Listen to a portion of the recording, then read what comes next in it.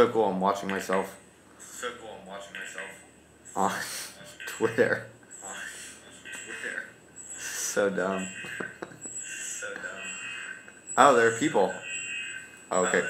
Getting feedback. There are 3 people. What's up? Talk to me. I think you can write messages.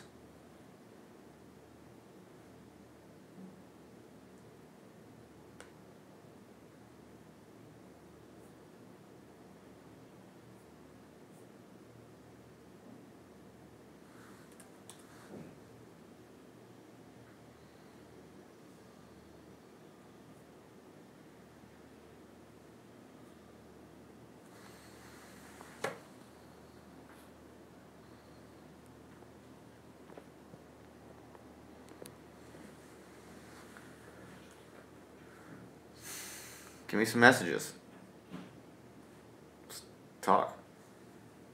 So weird.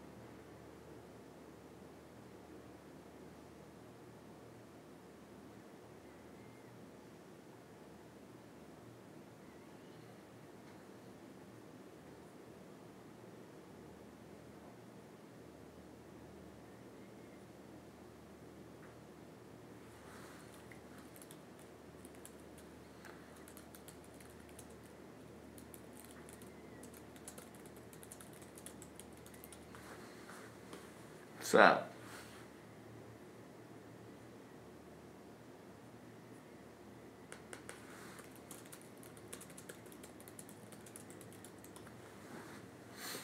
Five people. What's up? You gotta ask me something. Or it's just gonna be me sitting here in silence. I think you can type messages. What do you want to talk about? I'm just chilling in my office, waiting for students to come by. Or random people from the world to ask me shit. Or tell me what you think. Doesn't matter.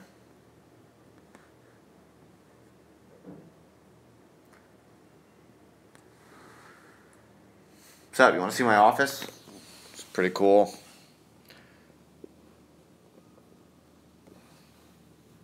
Otherwise, not much to see. What's your take on the big media? Fures in the U.S. All right, from Leslie Carr. What's up, Les? How you doing, buddy? Some very innovative teaching technology, isn't it? Thought you might like it. Oh yeah, the question. Let's see. What do I think about the Fures in the U.S.? I don't know. I don't really pay that much attention to the U.S. I think it's a dying empire, and I passively watch the events from this side of the Atlantic. But to be honest, I'm not very deep in the daily news. I tend to think that watching the news is a very unwise thing to do. I think that it's mostly noise, and our human nervous systems are simply not well designed for processing such large volumes of typically catastrophic information on a daily basis. And I think the United States right now is probably a barely controlled catastrophic meltdown, or at least we're in the process of it. And I don't think I need a daily news report to know that on a daily basis. Thank you for the question, Les. What do you think about all that shit. I would like to hear.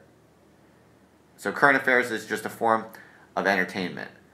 Entertainment, I guess you could call it that. It's, might be a bit flattering, I think, for those current affairs. I think, yeah, a way of keeping oneself distracted, for sure. I think it's a way to, I think current affairs is for, how educated people kind of prevent themselves from ever having to reckon with the futility of their life and the emptiness of mostly everything that they do on a daily basis. All right, cool. Getting lots of messages. This is fun. So I just got another message. Hang on, it popped away. I gotta find it. Here we go. Hang on. I don't know how to bring the message back. Ah, all right. The JMO asks me, have you read Avoid News Towards a Healthy News Diet by Rolf DeBelly?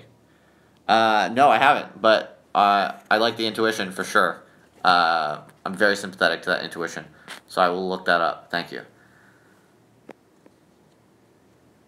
How have your politics of media taken the lecture series so far? That's a good question. The question I think is asking me how my students have taken to the lectures that I've been giving recently, that I've been putting online. And, my students are very hard to read. They're very reticent about, expressing satisfaction or dissatisfaction in any very clearly overt way. So I sometimes have a hard time knowing if they like what I'm doing or not. But I have a sense that I think they're kind of on board, or at least some of them are. I've noticed that attendance is pretty high, relatively. So that's always a sign of interest and a kind of, I take it as a vote of confidence. So that's cool. They're a pretty energetic bunch, and they ask some interesting questions. So yeah, I think they're into it. You'd have to ask them though. Man, I'm getting another question. I didn't think that people were actually gonna come on here. This is cool. All right, so Pierre Fox asks me, I sometimes fancy becoming an academic, but I'd feel really bad about asking people, usually less lucky than me, to pay taxes to pay me to produce ultimately forgettable work. Any thoughts? Nice question. Very good question. It's a deep, dark, and difficult question that indeed gets at the heart of what is, let's say, ethically dubious at best about academia today. Pierre says, sorry for the negativity, but no, it's an appropriate question. It really is. He also adds, I'm going to answer in a second, but he also adds, you seem like one of the only academics that I would feel has even thought about this. Well, thank you, I guess, for that being a compliment. But I would say most academics think about these things. They really do. I think how to answer that question or how to solve that riddle in any kind of meaningful, practical ways, sort of so challenging that I think most academics, will let this question sort of sit off to the side. Whereas I guess it is sort of the type of thing I'm actually really thinking about actively and even writing about to some degree. That's in part just because because I'm younger and because I don't have kids yet and this sort of stuff. I'm a little bit more, I'm a little less fully implanted in academia, so I can think about it maybe a little bit more deeply perhaps than people who are more over-invested in it might be able to. That's neither better nor worse. I'm just saying why I might be seen as having some thoughts on that. So to answer the question, I would say it's not at all clear that being an academic today makes a lot of sense in the sense that I think the institutions of higher education are increasingly obsolete, but they live on through institutional inertia. Les Carr is chiming in here saying that he's an academic because he didn't want to go into industry to create pointless products. Yes, right. So I think Les's answer kind of gets at one of the things at stake here, which is that a great deal of what human beings do and create today in a kind of capitalist environment for economic reasons is futile, and ultimately you kind of have to survive. You have to make some choices about what type of futile job you want to have. And so I got into academia kind of like what Les was saying, not because I had any idealistic notions about, the important role that it could play in making society better. I'm actually very skeptical about that, but because it seemed to me to be one of the less onerous forms of futility that one could, live with. Right, but the larger question, I think, the more pointed edge of the question was, how do you, as an academic, resolve the contradiction or the tension in the fact that lots of students come to university, they take out large loans, they basically embroil themselves in indentured servitude to get this education, and a dirty little secret is that for a lot of students, actual education doesn't really take place within the university. Learning only really happens to a very debatable degree, as sad as that is, and you can debate the reasons for that. But if you look at someone like the economist Brian Kaplan, who argues that basically higher education has nothing to do with education, really, it's just a really costly signaling mechanism. Then it does really raise important and difficult questions about why would one go into academia? Why would one want to have this job where you basically get paid from other people spending their money on this sort of exuberantly costly signaling? And I don't think that it's especially more justified than any other job. I sometimes do feel uncomfortable in this position, because in some ways I don't think that higher education as we know it today is very tenable. I don't think it's going to last much longer, and I do think that students are getting kind of ripped off from many angles. I don't think just the university. I think the hyper competitive life that they have to live even to get into university is so alienating for them, and so robs them of their youth in some ways, and their creative mental potentials. I think that's also kind of alienated from them well before university. That basically what I'm getting at is I think the causes of what's wrong with higher education today are coming from all different parts of society, and I don't feel, obviously as an academic, I don't feel even primarily responsible for that. But I do think a lot about how you can justify working in a job such as this if I have these sorts of critiques of higher education.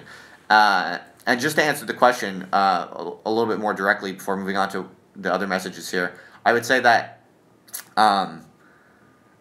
ultimately the way that I justify it, and this could just be a rationalization, but I do believe it as far as I can tell, is that, if it is true that young people are being ripped off and the entire kind of economy is basically a scam right now, and higher education is imploding, and all these things, like, even if that is all true, well, these young people need someone to tell them that, right? And I pride myself on, at the very least, telling my students exactly what I think, as far as I can see what's going on in the world. I tell them that as directly as possible. So if you follow my lectures and stuff like that, and some of my writing online, you might have a sense that I don't really teach like a normal academic. I don't teach from academic textbooks or anything like that. I try to teach my students what I think is going on in the world as directly and as importantly and I think as effectively as I can. And I think so long as you're doing that, then you can justify the role that you're playing in kind of this endemically corrupt kind of socioeconomic environment that we're all embroiled in. That's kind of my solution to everything, is like, you have to work inside the institutions to survive, or to the degree that you have to, then you should just basically focus on being as radically honest as you possibly can. That's how I would say it. Alright, so I'm getting all these other questions. I should treat them. So the JMO is asking me these other things. Let's see. Can you speak a bit more on what you mean by, quote, righteous coherence in the closing section of Lecture 2? saying also, I am a hypocrite while at least revealing a hostage situation for what it is, then feign a righteous coherence that capitalism has objectively banished. Right. So what I mean by that is, I think that basically, in a capitalist society, or just in modernity, basically today, you have no choice but to be a hypocrite. It's sort of a requirement of survival, just because of the way that we have to, present ourselves in public as good people, things like that, in order to get jobs or whatever. Of course, we're not good people. We're evil in lots of ways, because to survive, we have to kind of cooperate and be complicit with this insane kind of inhuman techno-economic system that we are just a component part in. So the way I see it is, hypocrisy is basically it's like the price you have to pay to be a human being in modernity, in this kind of schizophrenic, hyper-alienated kind of form that civilization takes. That's sort of bourgeois. That's like what bourgeois civilization is, basically. Now, what most people do is they try to figure out their own way of dealing with that hypocrisy. But they're always kind of convincing themselves that in some way they are, really a good person.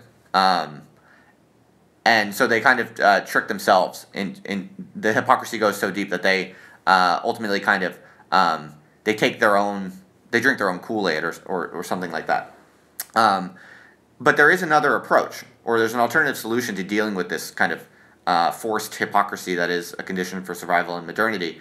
And it is to just be shamelessly frank and open and public about it. And so I think that I would rather be a transparent hypocrite than an opaque hypocrite, basically. So while we can't choose whether or not we're hypocrites in modern life, we can choose whether or not we're honest about the conditions that we're being interpolated through, if you will. So I think that's what I meant. If I'm thinking of the right idea that you're asking about, I believe that that's what I meant. You can ask a follow-up question if that didn't do the trick. Let's see what else people are saying. So then perhaps that one should ensure words and actions provide coherence to each other.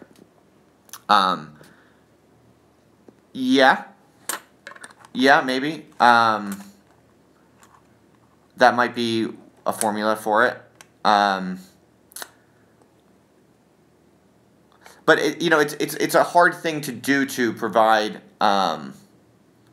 coherence to your actions with words. I mean, it's very hard in general to speak honestly about yourself. Often, one's best efforts to do that you'll be kind of automatically reproducing, some sort of latent hypocrisy or something like that. So humans are very mysterious things. Like ourselves are very mysterious. Like, we don't know ourselves really, and it's extremely hard to. So I tend to embrace a kind of ethics of just trying to always lay transparent the processes that you're actually in the middle of. So it's like, instead of trying to present some kind of big, impressive, point about the world, or to present some sort of, to present your character in a certain way that comes off in a effective fashion, to simply lay bare the driving mechanisms that are making you want to do those things. So it's almost like a kind of like revealed, publicized kind of psychoanalytic solution, if you will, to the problem of hypocrisy, to lay it all bare, to make that itself sort of the object of your investigation, or the object of your performance. I don't know if that makes any sense, but I'm just kind of riffing here. So someone else said, what else did someone say? Right, you seem like a fan of Nick Land. I think Nick Land is a super fascinating and brilliant thinker. And, Nietzsche has this nice line about how sometimes to praise a thinker or to flatter a thinker can sometimes be a subtle form of insult on some level. And so I think Nick Land is actually so interesting and so on some level multidimensional and brilliant that I would not want to insult him by saying that I'm a fan of his. I've read much of his work. I'm extremely interested in it. I think he's brilliant and just absolutely fascinating. So I would say that, yeah, for sure. Pierre says, but you also call yourself a communist Catholic. Wonder if you have any general thoughts on how the two ideas are compatible and how they might not be. Yeah, so I have a lot of thoughts on this. I've thought about this a lot, and I think I've made a video or two kind of trying to explain this stuff a little bit. But I can comment a little bit on it here and now too. Basically, the whole Catholic and communism thing, I think it's not that hard to understand because, well, I'll just kind of riff on what these sorts of traditions have in common. One is universalism. So I think at the heart of things, I am deeply a universalist on some level. I think philosophy should seek to be universal. I think we should seek truths that are universal. I think that we should seek an ethically appropriate arrangement of human affairs that is universally ethical and applicable in any possible human context. I think that should be our goal in all of thinking and socializing, even in politics. And I think that Catholicism is one of the great traditions that sought true and radical universalism, both philosophically but also in the arrangement of social affairs and political affairs. So that's one, and so communism obviously has a kind of totalizing, implication, if you will. Now, I don't think that it has to be totalitarian, and I think that's something that a lot of people get confused by. But I think that you can be universalistic, believe in one true God, one true church, the ultimate kind of oneness and equality of all human beings, let's say, or all life on earth, or whatever. And you can believe in the absolute necessity for radical equality. That the first one being Catholicism and the other being communism, and you can believe that in religion and in politics and in ethics, you have to kind of seek this universal truth, if you will, and that is a totalizing kind of tendency without ever wanting to force anything on anyone. And that's the difference between universalism and totalitarianism. So that's why I'm also interested in anarchism and why, you could call me, whatever you want, but like something like an anarchist communist or autonomous communist or autonomous Marxist, these sorts of phrases, all kind of revolve around this idea of totalizing radical communitarian forms of, senses of justice or whatever, while completely consistent with autonomy and individual personal liberty. And that's also in Catholicism, right? I mean, Catholicism in some sense is very kind of brutal, dogmatic, institutional apparatus. But it's also very subtle and clever because the whole kind of genius of Catholicism is you have this kind of really dogmatic institutional structure. But as long as you follow some basic rules, then, the dirty little secret is like you're allowed to kind of think or do what you want underneath the radar of the one big church. So an extraordinary amount of liberty and diversity is obtains in kind of the Catholic solution. But you all kind of agree that there is one true church and there is one overriding set of basic necessary commitments that everyone has to make to the universal truth. To me, that's actually the best way to secure individual liberty for all. Okay, because what you have right now, right, in contemporary kind of cultural dynamics, is this kind of Protestant, presumption in contemporary culture where everyone has the right to disagree with everyone. Everyone has sort of on the surface, quote unquote, individual liberty to dissent and to schism. But what actually ends up happening is that no one gains any real meaningful capacity to express anything independent, because the actual cultural state is one of total chaos where no one's even listening to each other and no one's on the same page and everyone's just going off into different worlds. So that's actually not a very promising or sustainable basis for even, what kind of the Protestant inclination wants to get at, which is, individual freedom. You only get that, I think, through a minimal but dogmatic and brutally universal institutional structure. All right, folks, I'm getting a bunch of questions, and to be honest, I wasn't even expecting anyone to come in here, so I'm starting to get a little bit tired answering questions like rapid fire. I think I might take a break, but I'll pop back in here very soon. So if you're still around and still want to chat, feel free to just pop back in. I do want to acknowledge Jenny Sandler said that I'm completely wrong about the Catholic Church and communism. Okay, Jenny, if you want to explain why you think that, I would be happy to hear that. And the JMO also adds that almost all Rosa Luxemburg's U.S. speaking tour was held in and supported by theosophists, but leftists don't care. That's interesting. I don't know that much about that. So if you want to post links or something like that, that would be interesting. Tom Blount. Okay, Tom. I know Tom from my research group. Jumping in here. Cool. All right. Well, this was fun. Honestly, I wasn't expecting anyone to even appear here, so this is really cool. Thank you for asking me questions, people. I'll do this again later. I'm gonna be here for a couple hours doing office hours, so when I'm bored in like a half hour or something like that, I'll probably pop this back on. This was fun. Cool. All right. See you in a bit.